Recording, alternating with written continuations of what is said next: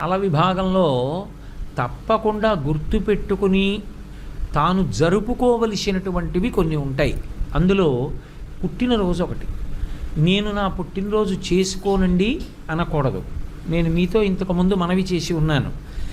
తన పుట్టినరోజు తాను చక్కగా జరుపుకోవాలి. ఆ జరుపుకోవడానికి శాస్త్రం ఒక విధిని నిర్ణయించి, పుట్టినరోజుని ఎలా పడితే అలా జరుపుకోకూడదు. పుట్టినరోజు జరుపుకునేటటువంటి వ్యక్తి ఆ రోజు తెల్లవారుజామున నిద్రలేచి అభ్యంజన స్నానం చెయ్యాలి. అంటే ఒంటికి నూనె వ్రాసుకుంటే అలక్ష్మి పోతుంది. ఆ నూనె అలదుకొని తలస్నానం చేస్తారు. చేసే ముందు పెద్దవాళ్ళు తల మీద నూనె పెట్టి ఆశీర్వచనం చేయడం, వెన్నుపాము నిమరణం ఆచారంగా వస్తోంది. ఆ స్నానం చేసిన తరువాత ఇష్టదేవతని ఆరాధన చెయ్యాలి. ఇంట్లో కులదైవం ఇష్టదైవం ఉంటారు. ఆ కులదైవాన్ని ఇష్టదైవాన్ని ఆరాధన చెయ్యాలి. చేసిన తరువాత ఆవు పాలలో బెల్లం ముక్క, నల్ల నువ్వులు ఈ మూడు కలిపినటువంటి పదార్థాన్ని మౌనంగా తూర్పు దిక్కుకు తిరిగి కూర్చుని 3 మార్లు చేతిలో ఆచమనం చేస్తే ఎలా తింటామో అలా 3 మార్లు వేసుకుని లోపలికి పుచ్చుకోవాలి. 3 మార్లే. ఎందుచేత అంటే నల్ల నువ్వులు, బెల్లం, ఆవు పాలు కలిసినటువంటి పదార్థాన్ని 3 మాటలు పుచ్చుకుంటే వచ్చే పుట్టినరోజు లోపల ఏదైనా గండకాలం ఉంటే తొలగిపోతుంది అని. కాబట్టి ఈ 3 పదార్థములు కలిసినటువంటి దాన్ని చేతిలో వేసుకుని 3 మార్లు పుచ్చుకోవాలి. పుచ్చుకున్న తర్వాత 7 చిరంజీవులు ఉంటారు. అంటే వాళ్ళు పుట్టుక చేతనే చిరంజీవిత్వాన్ని పొందారు. ఇంకా కొంతమంది చిరంజీవిత్వాన్ని సాధించుకున్న వాళ్ళు ఉన్నారు. సాధించుకున్న వాళ్ళు కాదు, పుట్టుకతో చిరంజీవులైన వాళ్ళు. అశ్వత్థామ, బలి, వ్యాసుడు. అశ్వత్థామ, బలి, వ్యాసో హనుమాంశ్చ విభీషణ. హనుమంతుడు, విభీషణుడు, కృపాచార్యుడు, పరశురాముడు.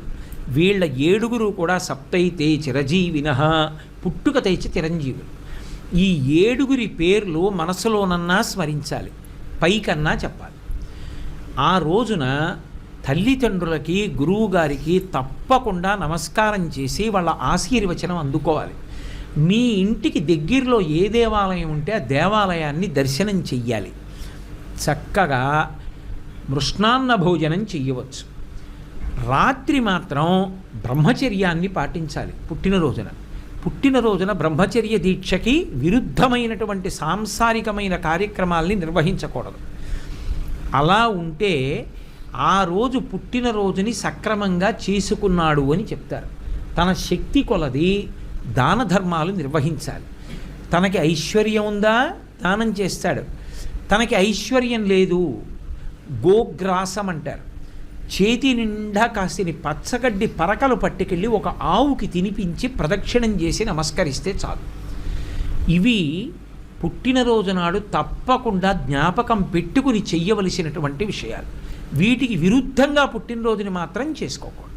అది కేవలం ఏదో సరదా కోసం, వినోదం కోసం చేసుకునేది కాదు.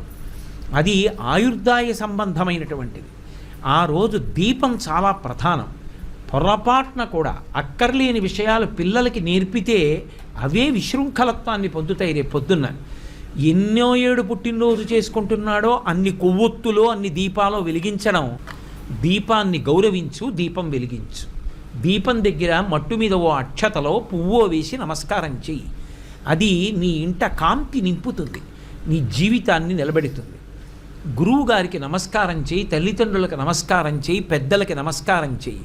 వాళ్ళ నోటితో వాళ్ళు ఆశీర్వదించాలి. శతమానం భవతి శతాయు పురుషస్యతేంద్రియ ఆయుష్దేవేంద్రియే ప్రతిష్టతి అని. చక్కగా అలా దేవాలయానికి వెళ్ళి నీ పేరు మీద పూజ చేయించుకో, ఈశ్వరుడి అర్చన చెయ్యి.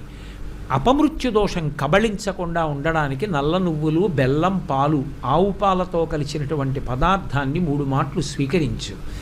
సప్త చిరజీవుల పేర్లు మనసులో స్మరించడం లేదా పైకి చెప్పడం. ఒకవేళ నీకు చేత కాకపోతే కనీసం అది గుర్తున్న వాళ్ళతో ఎవరితోటో అనుబంధం ఉండాలి, వాళ్ళని సంప్రదించైనా చెప్పు. లేదా కనీసం వ్రాసుకో. అక్కర్లేని విషయాలు ఎన్నో వ్రాసుకుంటాం. వ్రాసుకుని జ్ఞాపకం పెట్టుకుని నీ పుట్టినరోజు నాడు నీ ఇంట్లో వాళ్ళ పుట్టినరోజు నాడు ఆ 7 పేర్లు చెప్పుకోవాలి. అది పుట్టినరోజు చేసుకునేటటువంటి విధానం.